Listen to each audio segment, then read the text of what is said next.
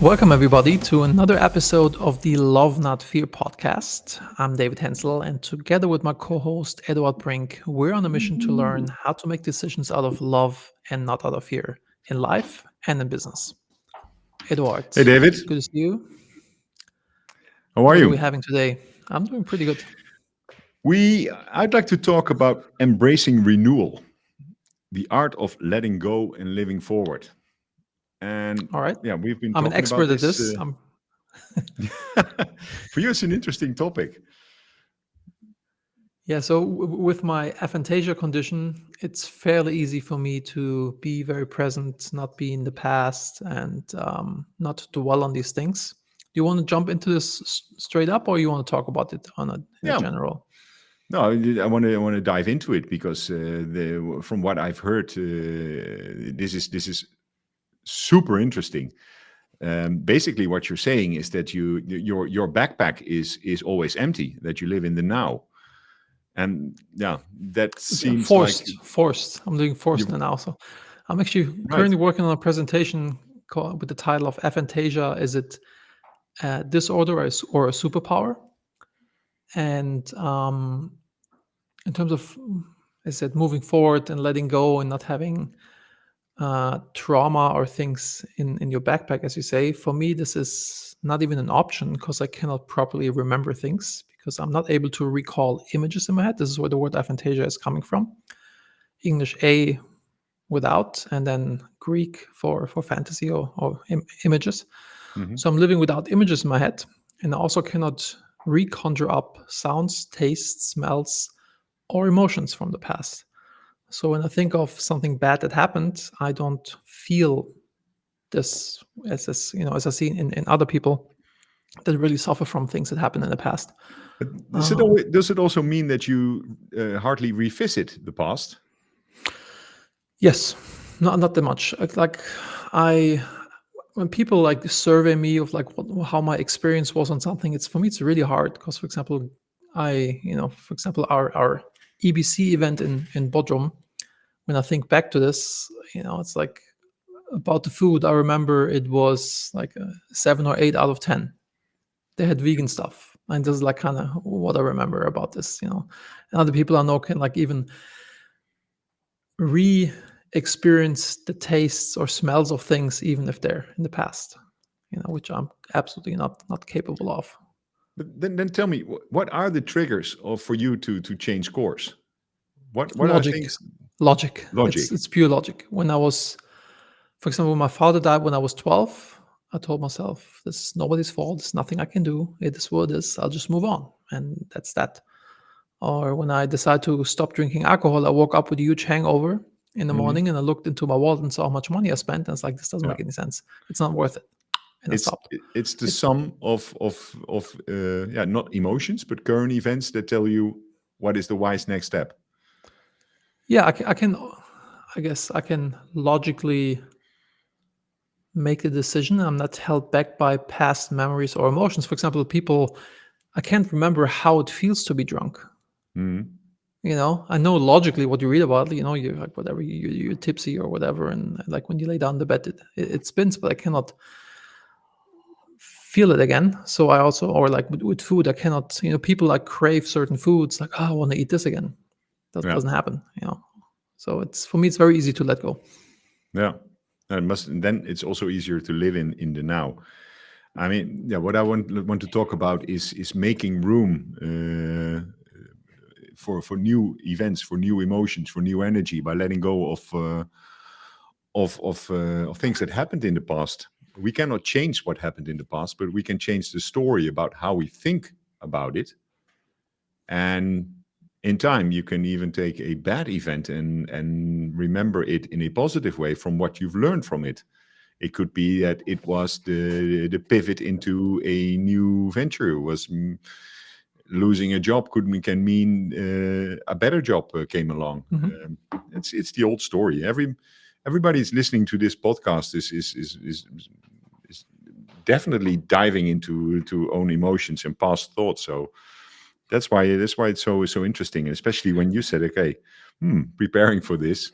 Well, I don't have all these things. Yeah. I mean, I But still have, like, for example, if I think about the death of my mother, for example, mm, I can, if I really dig in deep and think about, like, oh, I don't have her anymore. She was such an amazing person. She would be living here with us in Bodrum right now. She'd be retired. She would, like, my daughter would learn so much from her. Then I would, not be in a great mood. I would not really suffer from it, but not be in a great mood. But when I turn it around and see it from the perspective of, like, I'm so grateful that I had this amazing person in my life that taught me so much. Other people have, like, no mom from the start or bad relationships with their parents. So I'm super, super grateful. And then basically, if you change the way you look at things, the things you look at change, I'm in a better mood versus, like, yeah, pulling myself down. yeah, I found that too. That in the right time, in the right mindset, everything you lose becomes something that you're now profoundly grateful for and becomes a part of you. Yeah, true. Yeah. True. I told you I lost one of my best friends when I was a student, right? Yeah, I shared this story. I started a business with this guy, and I came back from a two month trip in South America, and we were about to start this venture, and then he committed suicide, and my whole world was rocked, and I couldn't think straight for basically half a year, I guess. I felt completely broke. And by revisiting that event, by making lifelines a couple of times, and by I can now talk to it and have grateful memories and have good memories about this friend and the good times we had. And I couldn't do that for a long time. And it took me I think it took me 15 years that I could not speak about this, or even Wow. with mutual friends. And now I can, and I'm in a much better place. So this got me going. Where else does this apply? Yeah, I would like to unpack this or talk about this a little more. It's very drastic, and can imagine, like, if this happens, like, you also, like, blame yourself. Like, what could I've done? Why didn't I see this? How could I've helped him, etc. Right? This must be Yeah. something really, really terrible. I don't know if I shared this before, but with my grandma passing away, did I talk about the story? No, not on a podcast anyway. So my grandma and my father passed away when I was 12, and my grandma basically raised us. My mother was a doctor; she was pretty busy, so my grandma raised us.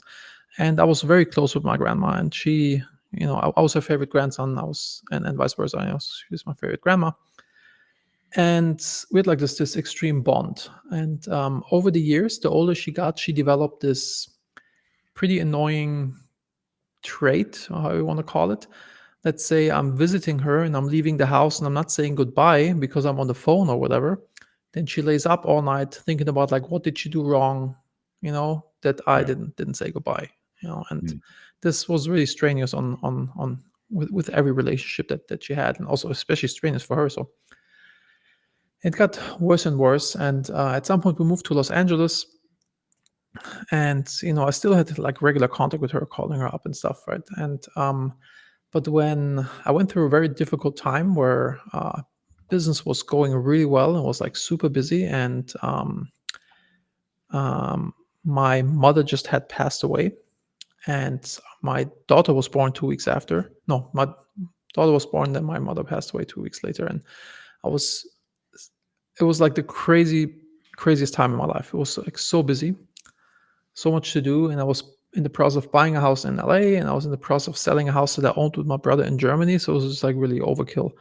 And I didn't call my grandma for quite some time, and because I was just, like, overloaded. And then I was talking to my brother on a Zoom or Skype call back then, and my grandma walks into the picture and wants to Mhm. talk to me. And I already had my next meeting in the office, not in the office building, like, standing in my office room next to me, wanting to start. And I already overdrew, and I said, like, I can't talk right now.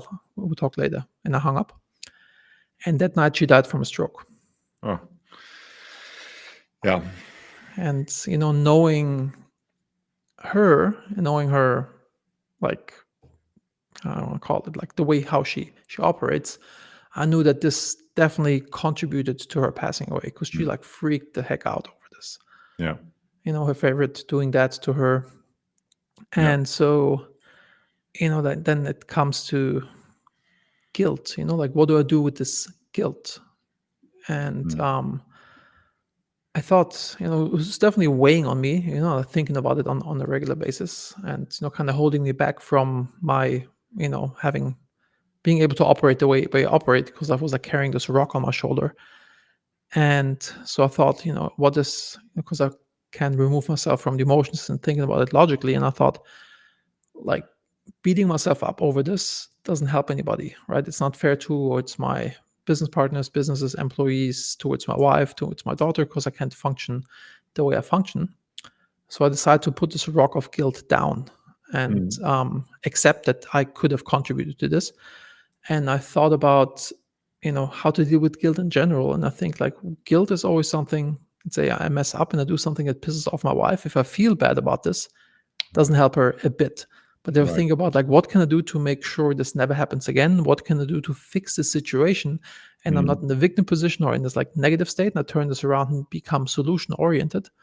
Then it's a much better way of dealing with guilt and acting out of fear, being in this positive emotion, acting Yeah. out of love, being in this positive emotion, versus like being in this negative state of fear, and then like like take action and do things that prevent us in the future, or fix things. So Yeah. I think it's like goes really well into our topic of letting go and moving on. And But at the moment when that happened, you were being your true self. You needed to be somewhere. You had prior engagement, so it wasn't out of character.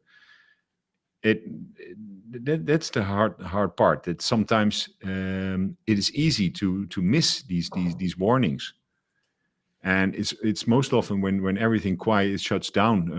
It's on the borders of the day for me, when things start to fall in perspective. Hey, this one soundbite, this one comment could still linger. Of this one thing you heard, is this an opportunity?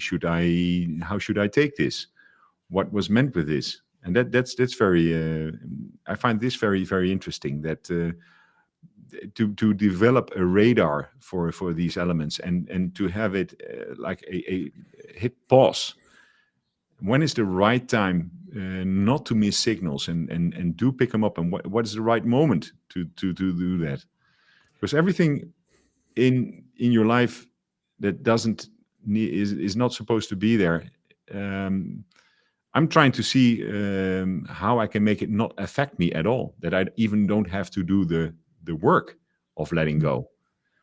And this mm, this is a very interesting. So who is it? Who are you? Who are the ones that have access to you? Who are the ones that you talk to with most? Who are the ones that you want to interact with? And I find this very interesting, because it tells a lot of where you're going, based on the past. So I'm yeah, struggling this, at the moment with this concept of so for past me it's memory. always building systems, also with aphantasia, because my brain operates differently. It's like always building logical systems, and I've built lots of systems and crutches to be Mhm. a functional human being, Yep. right? And to be the best father, best entrepreneur, best self that I can be. And thinking about what you just said is, I guess, like also building a system around this to write down. For example, my wife and I, we have a Trello board where we have our regular meeting, and if I would have a conflict with her, I would write it down in one of the cards, when we have a family meeting, so we can talk about this, like how this happened, etc. So I guess like taking notes on things. For me, I forget. I don't know if this is the same with other people, but that I can then revisit it and clear out and say like, hey, is this okay, or reflect on it again, because like there's so much stuff going on that um I may forget. Yeah, it's interesting. You're the second one this week that told me that they have regular meeting likes of encounters with their spouse. So that's yeah. I cannot picture myself doing it, but it's interesting that you mention it. I mean, this It is is. how managing happiness was born originally, because my Yeah. wife and I have had a lot of friction, Mm. and I realized like this was due to not having clear roles and responsibilities. And then one day we sat down and we spelled them out, Yeah. and then we had like weekly meetings. We took all the things that work in business and applied it to our personal lives, because it's, Yeah. we spent a gazillion dollars as a society on making businesses operate better, and Yeah. businesses are just like families, groups of people that want to be aligned and want to share common goals and want to have good communication, and not right. And so I think it's just like makes all the sense in the world to apply these things to. I've become way better in steering away, not having things escalate in my own life. And I think retrospectively, it is the affirmation kind of tool. So why is it that we are not having, not ending in this fight? So Mm, it makes me reflect on what is important. Do I really want to make this point at the expense of someone else? Could I live with this or not? And I found that if you give in at certain times, then you have more in the credibility bank to draw from mm, later when you really need it. But I guess mm, that's just gray hair and years of mm. experience But the talking. emotional bank account is definitely a real thing with Yeah, partners, with customers, with friends. yeah, Like always make sure you yeah. deposit more than you withdraw.